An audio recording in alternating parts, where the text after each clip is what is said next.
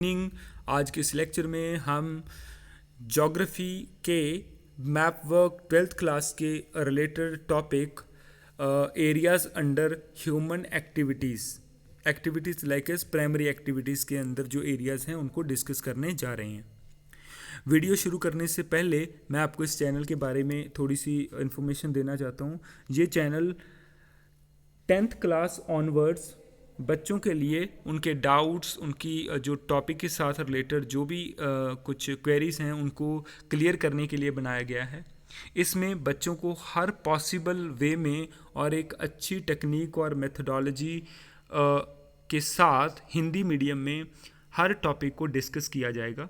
यदि आप हमारे इस पढ़ाई जाने वाली टेक्निक कंटेंट को लाइक करते हैं तो अपना वैल्यूएबल कमेंट्स, लाइक, शेयर इस चैनल को ज़रूर कीजिए ताकि हर नई वीडियो जो बनाई जा रही है टॉपिक के साथ रिलेटेड वो आप तक ज़रूर पहुंचे। और कमेंट सेक्शन में आप जो वीडियो जियो के ऊपर, ज्योग्राफी के साथ रिलेटेड टॉपिक के ऊपर चाहते हैं तो उस वीडियो का नेम या टॉपिक का नेम कमेंट सेक्शन में ज़रूर छोड़ें। चलिए ज़्यादा देरी ना करते हुए हम अपना वीडियो शुरू कर रहे हैं। हमारा जो नेक्स्ट टॉपिक है वो है एरिया अंडर सबसिस्टेंस गैदरिंग। सबसे पहले आपको सबसिस्टेंस गैदरिंग के बारे में पता होना चाहिए कि वो क्या होती है। सबसिस्टेंस गैदरिंग, सबसिस्टेंस का मीन्स होता है self consumption. Next one gathering का मीन्स होता है टू कलेक्ट, कोई चीज़ को कलेक्ट करना। तो सिंपल हम कह सकते हैं self consumption to collect refers to, यदि हम इसको कंपाइल करें तो to collect something for self consumption, खुद के खाने के लिए जब कोई चीज़ को कलेक्ट किया जाता है। मैं एक एग्जांपल दूं, जैसे सपोज फॉरेस्ट के अंदर जो ट्राइब पॉपुलेशन रहती है तो वो फ्रूट्स कलेक्ट करते हैं for their own consumption, selling के लिए नहीं, सेल नहीं करते हैं, वो खुद की खाने के लिए। ऐसे ही मेडिकल हर्ब्स होती हैं, मेडिकल हर्ब्स जो है उनको कलेक्ट किया जाता है टू क्योर द डिसीज़, है ना, कोई बीमारियों को ठीक करने के लिए, जड़ी बूटियाँ टाइप, तो उसको हम बोल देते हैं गैदरिंग प्रोसेसेस। ठीक है, तो और भी बड़े जो एग्जांपल्स हैं इसमें गैदरिंग सबसिस्टेंस में आ जाता है। नाउ अभी इसके अंडर एरियाज कौन कौन से हैं, आपका एनसीईआरटी में लो लैटिट्यूड और हाई लैटिट्यूड जोन दिए हुए हैं। ठीक है, यदि हम हाई लैटिट्यूड की बात करें, हाई लैटिट्यूड में नदर्न कनाडा, आप इसको नदर्न पार्ट ऑफ कनाडा भी बोल सकते हो और नदर्न कनाडा भी बोल सकते हो। मैं N.C लिख रहा हूँ, नाम ऑलरेडी दिए हुए हैं। ओके, तो ये नदर्न कनाडा क्यों है, क्योंकि नदर्न पार्ट ऑफ कनेडियन जो है रीजन, ठीक है, मैक्सिमम कनेडियन रीजन है और थोड़ा पार्ट अलास्का का भी आ जाता है। ठीक है, और आप इसको northern part of north America भी लिख सकते हो, लेकिन कैनेडियन पार्ट ये ज़्यादा कवर करता है रीजन को, इसलिए इसको नदर्न कनाडा बोलेंगे। ओके, नेक्स्ट वन, यदि हम बात करते हैं हाई लैटिट्यूड में नदर्न पार्ट ऑफ यूरेशिया। ठीक है, आप देख सकते हो ये पूरा एरिया डॉटेड एरिया है, इसको हम बोलते हैं नदर्न पार्ट ऑफ यूरेशिया। अब इसको यूरेशिया क्यों बोला जाता है, बिकॉज ये 2 कॉन्टिनेंट्स को कवर करता है। इसका इतना पोर्शन जो है वो यूरोप के अंदर आता है और जो बाकी का पोर्शन है वो एशिया के अंदर आता है, इसलिए इसको कंबाइंड पार्ट में यूरेशिया बोलते हैं। Eurasia means Europe plus Asia, ये याद रखना। तो EUR और ASIA यूरेशिया, तो दोनों को कंबाइन करके बना दिया यूरेशिया, याद रखना। ओके, नेक्स्ट, यदि हम बात करते हैं लो लैटिट्यूड जोन में ज़्यादातर जो एरियाज हैं वो आप यहाँ देख सकते हैं।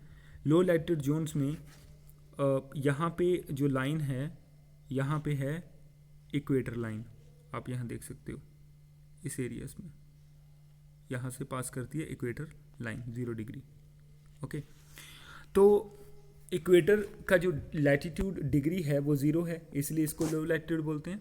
ओके, एंड इसी लैटिट्यूड जोन के ऊपर जो main area south America continent में आता है, जहाँ पे सबसिस्टेंस गैदरिंग बहुत हाई स्केल पे की जाती है, उसका नाम है अमेज़न बेसन। अमेज़न बेसन क्यों, क्योंकि अमेज़न नाम का रिवर यहाँ पे जो है इस एरिया में फ्लो करता है। अमेज़न बेसन, और इनको अमेज़न जो है फॉरेस्ट भी बोला जाता है, अमेज़न फॉरेस्ट।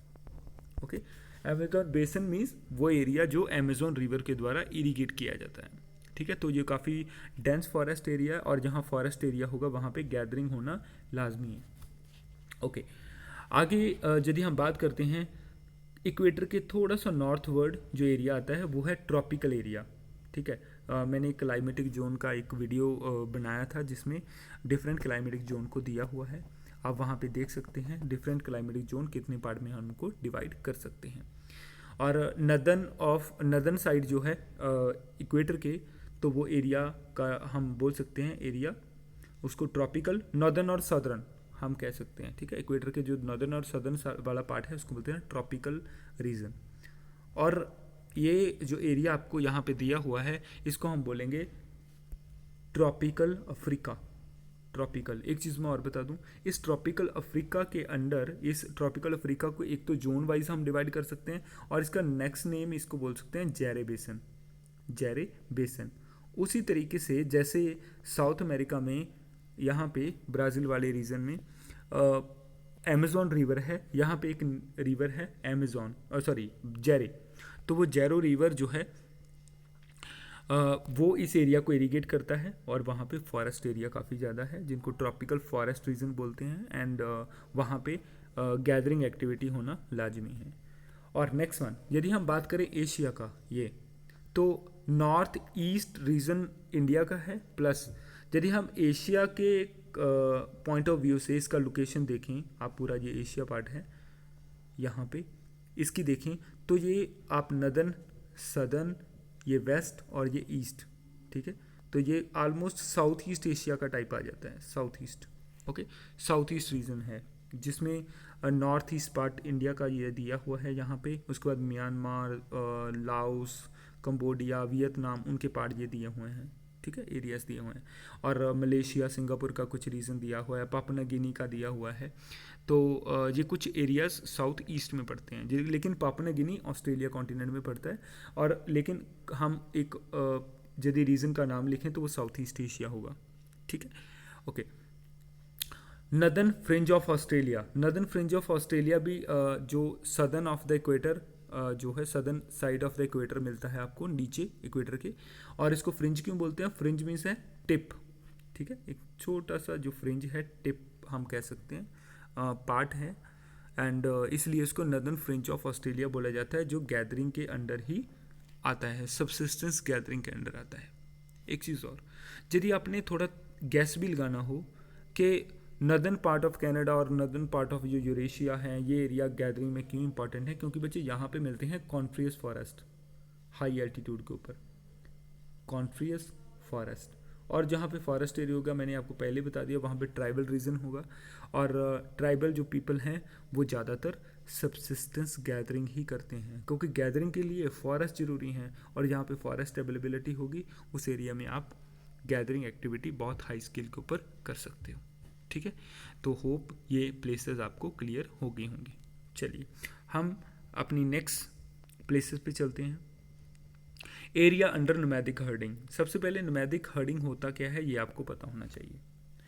नोमैडिक हर्डिंग में यदि हम बात करें, nomads refers to the people जो हैं फॉर्म ऑफ ट्राइब हम कह सकते हैं।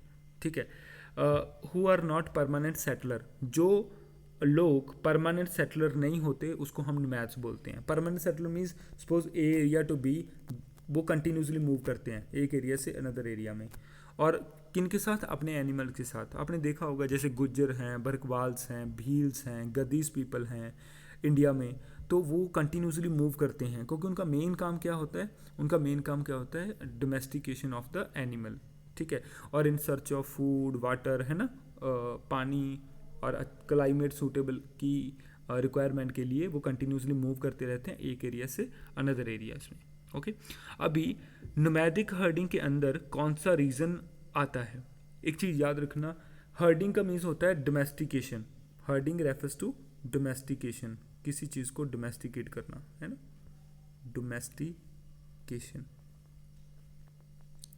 एंड नोमैड्स मैंने ऑलरेडी आपको बता दिया है, नोमैड्स मीन्स होता है tribe population. Who are continuously move from one area to another area, और हम कह सकते हैं कि नॉट अ परमानेंट सेटलर हम कह सकते हैं उसको, ठीक है। ओके, यदि हम बात करें एरियाज़ की, नोमैडिक हर्डिंग के अंदर कौन कौन से एरियाज आते हैं, तो आप ये कलर वाला एरिया देख सकते हो, तो टुंड्रा रीजन है यूरेशिया। एक चीज़ और याद रखना कि नोमैडिक हर्डिंग हमेशा उस एरिया में होगी यहाँ पे एरिया एग्रीकल्चर के लिए सूटेबल नहीं होगा। इट मीन्स या तो वो एरिया माउंटेनियस है, ठीक है, या वो एरिया डेजर्ट है, रजर टोपोग्राफी है, कुछ भी ऐसे एरियाज हो सकते हैं। तो वो एरिया किस में होंगे, वो एरिया नोमैडिक हर्डिंग के अंडर आएंगे। यदि हम बात करें वही टुंड्रा रीजन, जिसको हम यूरेशिया भी बोल सकते हैं, टुंड्रा रीजन हाई अल्टीट्यूड वाला एरिया, तो यहाँ पे एक्सट्रीम क्लाइमेट होने के कारण, एक्सट्रीम क्लाइमेट मतलब बहुत ज़्यादा ठंड होने के कारण हाई लैटिट्यूड है, और एक्सट्रीम क्लाइमेट होने के कारण यहाँ पे एक ही ऑप्शन होता है, that is nomadic herding. Agriculture तो हो ही नहीं सकती। ओके, तो यहाँ पे जो ट्राइब पॉपुलेशन है वो जनरली डोमेस्टिकेट करती है एनिमल को, और वो एनिमल को रियर किया जाता है जो एनिमल एक्सट्रीम टेम्परेचर में या एक्सट्रीम क्लाइमेटिक कंडीशन में अपने आप को सस्टेन कर सकते हैं, जैसे शीप है, गॉट है, या द काइंड ऑफ याक है, रेंडियर है, उनको हम कह सकते हैं। ओके, उसके बाद यदि हम बात करें, इसको बोलेंगे tundra region of Eurasia. Eurasia का मैंने कंसेप्ट ऑलरेडी आपको बता दिया है। यदि हम बात करें अफ्रीका के रीजन की, ग्रीन कलर जो शो कर रहा है, तो ये कोर रीजन है अटलांटिक कोस्ट का। अटलांटिक कोस्ट क्यों, ये आपको जो सी दिया हुआ है इसका नाम है अटलांटिक, तो ये core region of Atlantic coast, ये देख सकते हो आप, नॉर्थ अफ्रीका का कोस्ट जो है इसके साथ अटलांटिक के साथ अटैच करता है, और इस पार्ट को हम ट्रॉपिकल अफ्रीका भी बोल सकते हैं, क्योंकि most tropical part of Africa ये कवर करता है। उसके बाद आगे ये एरिया अरेबियन पेनिसुला को कवर करता है। अरेबियन पेनिसुला को करने के बाद ये कुछ part of north western Asia plus ये मंगोलिया रीजन दिया हुआ है, मंगोलिया एंड सेंट्रल चाइना, तो वो एरिया कवर कर रहा है। तो इसलिए हम इसको core region from Atlantic coast of north Africa to Mongolia and central China बोल सकते हैं। क्लियर। एंड उसके बाद यदि हम बात करते हैं अफ्रीका के अदर रीजन की, तो वो रीजन इसमें आता है south west Africa. South west, यदि आपने ये साउथ वेस्ट देखना हो ना तो डायरेक्शन वाइज देखिए, आप इसको डिवाइड कर लीजिए इस हिसाब से, ठीक है। ये नॉर्थ है, ये साउथ है, ये ईस्ट है और ये वेस्ट है, तो ये रीजन यहाँ पे साउथ वेस्ट अफ्रीका में है, तो वो चीज़ आप थोड़ा दिमाग में रख सकते हो, ठीक है। तो ये साउथ वेस्ट अफ्रीका यहाँ पे ये रीजन दिया हुआ है, ठीक है। और एक छोटा सा एरिया और दिया हुआ है जिसका नाम है मेडागास्कर। आप मेडागास्कर यहाँ देख सकते हो जो अफ्रीकन कॉन्टिनेंट के अंदर आता है, एंड जिसको हम बोलेंगे वेस्टर्न मेडागास्कर। तो वेस्टर्न एरिया है मेडागास्कर का, आप देख सकते हो ये सारा मार्क नहीं है, ये मेडागास्कर का, सपोज ये मेडागास्कर का एरिया है, इसका वेस्टर्न साइड, वेस्टर्न कौन सा, इतना एरिया ये, ठीक है, इसको हम बोलेंगे वेस्टर्न मेडागास्कर। आप देख सकते हो, तो ये एरिया किसके अंडर आते हैं, नोमैडिक हर्डिंग के अंडर आते हैं, ठीक है। होप ये प्लेसेस आपको क्लियर होंगी। चलिए नेक्स्ट प्लेसेस के ऊपर हम देखते हैं। Area under extensive commercial grain farming, ठीक है। एरिया अंडर कमर्शियल, जो एक्सटेंसिव कमर्शियल ग्रेन फार्मिंग है, उससे पहले आपको ये पता होना चाहिए कि एक्सटेंसिव कमर्शियल ग्रेन फार्मिंग होता क्या है। देखिए, एक्सटेंसिव का मीन्स होता है लार्ज लेवल, लार्ज स्केल, बड़े लेवल के ऊपर। कमर्शियल मीन्स होता है for profit, for making profit, profit के लिए। ग्रेन, ग्रेन का मीन्स होता है to cultivate the grain, grain crops. Grain कौन सी क्रॉप्स होती हैं, कोर्स ग्रेन, जैसे एग्जांपल दूं मैं मेज, जिसमें बड़े ग्रेन होते हैं, वीट, ठीक है। उसके बाद में राइस, बाजरा, ज्वार, वो सारे किसमें, ग्रेन में आएंगे। फार्मिंग होता है द काइंड ऑफ कल्टिवेशन, ठीक है।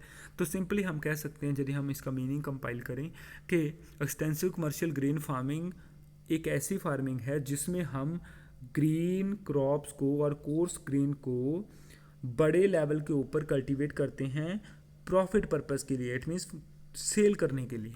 क्लियर। अभी इसके इंपॉर्टेंट एरियाज कौन कौन से हैं। अभी जब ये प्रॉफिट पर्पस के लिए होगी तो इसके लिए बड़े एरियाज भी होने चाहिए, और बड़े एरियाज हमेशा ही ग्रास लैंड्स होते हैं। जो बड़े ग्रास लैंड्स हैं जहाँ पे ग्रास ज़्यादा इफेक्ट नहीं करेगा प्रोडक्शन को, क्योंकि फॉरेस्ट के अंदर तो फॉरेस्ट को क्लियर करना पड़ेगा ना, लेकिन ग्रास को क्लियर करने की ज़रूरत नहीं है, वो ऑलरेडी जब लैंड को प्लो किया जाता है तो वो अपने आप ही जो ग्रास लैंड है वो वहाँ पे एक लैंड क्लियर हो जाती है जहाँ पे हम कल्टीवेशन कर सकते हैं बड़े लेवल के ऊपर। ओके, ग्रास लैंड बड़े होते हैं, इसलिए जो इंपॉर्टेंट ग्रास लैंड है ये काफ़ी इंपॉर्टेंट टॉपिक है। इसमें से आपको एक या दो प्लेसेस मैप वर्क में हर बार पूछी जाती हैं, इस बार भी पूछने के 101% चांसेस हैं। और इसमें सबसे पहले दिया हुआ है अमेरिकन प्रेरीज। अमेरिकन प्रेरीज यदि हम बात करें, नॉर्थ अमेरिका में ये प्लेसेस दी हुई हैं और ये ग्रास लैंड का नाम है अमेरिकन प्रेरीज। आपको यहाँ पे मार्क करके शेडेड रीजन पूछ सकते हैं, name of the grass land in north America. तो नॉर्थ अमेरिका में जो ग्रास लैंड के नाम है उनका नाम है प्रेरीज, जहाँ पे एक्सटेंसिव कमर्शियल ग्रेन फार्मिंग होता है। ठीक है, अमेरिकन प्रेरीज। और इसको अमेरिकन प्रेरीज क्यों बोलते हैं? क्योंकि नॉर्थ अमेरिका कॉन्टिनेंट है। यदि मैं दो कंट्री के नाम बताऊं जहाँ से ये इनका जो ग्रास लैंड का जो स्ट्रेच है वो ऑक्यूपाई कर रहा है दो कंट्रीज़ को, उसमें है ऊपर कनाडा, नीचे यूएसए। अभी साउथ अमेरिका में आ जाइए। साउथ अमेरिका में जो name of the grass land है जहाँ पे एक्सटेंसिव कमर्शियल ग्रेन फार्मिंग होता है उसका नाम है पंपास। आप देख सकते हो यहाँ पे पंपास रीजन। और ये पंपास रीजन जो अर्जेंटीना के रीजन में पड़ता है, अर्जेंटीना की कैपिटल जो ब्यूनिश एरिस दिया हुआ है। आपको साउथ वाले पार्ट में कोई भी एक्सटेंसिव कमर्शियल ग्रेन फार्मिंग का एरिया मार्क किया होता है तो आप उसका नाम पंपास लिखोगे। ठीक है, तो पंपास जो ग्रास लैंड है इन साउथ अमेरिका, और यदि स्पेसिफिक कंट्री का नाम है तो वो अर्जेंटीना। ठीक है, ओके। नेक्स्ट वन, यदि हम बात करें यूरोप के अंदर, तो यूरोप के अंदर जो कमर्शियल ग्रेन फार्मिंग का एरिया है उसको हम बोलेंगे यूरेशियन स्टेपीज। तो ग्रासलैंड का नाम है स्टेपीज। इसको यूरेशियन क्यों बोलते हैं मैंने ऑलरेडी एक्सप्लेन कर दिया है, क्योंकि कुछ पार्ट ये यूरोप और कुछ पार्ट एशिया का कवर करते हैं। ठीक है, इसलिए इसको बोलते हैं यूरेशियन स्टेपीज। और आप इसका एरिया देख सकते हो जहाँ पे कुछ पार्ट यूक्रेन है, सम पार्ट ऑफ रशिया है, और कुछ पार्ट ये जो है बाकी कंट्री उज्बेकिस्तान, तुर्कमेनिस्तान, उनका जो है उज्बेकिस्तान का कवर करते हैं, आप यहाँ पे देख सकते हो। तो इसलिए कुछ एशियन कंट्री हैं, कुछ यूरोपियन कंट्रीज़ हैं, और इसलिए इसको यूरेशियन स्टेपी एरियाज बोला जाता है। चलिए नेक्स्ट वन, इन्हीं ग्रासलैंड का नाम जो है साउथ अमेरिका में, यहाँ पे साउथ अफ्रीका में, नॉट अमेरिका में, साउथ अफ्रीका में यहाँ दिया हुआ है। आप इनका नाम जो यहाँ पे अफ्रीका में ग्रासलैंड सेम ही है लेकिन नाम अलग है, उसका नाम है वेल्ड।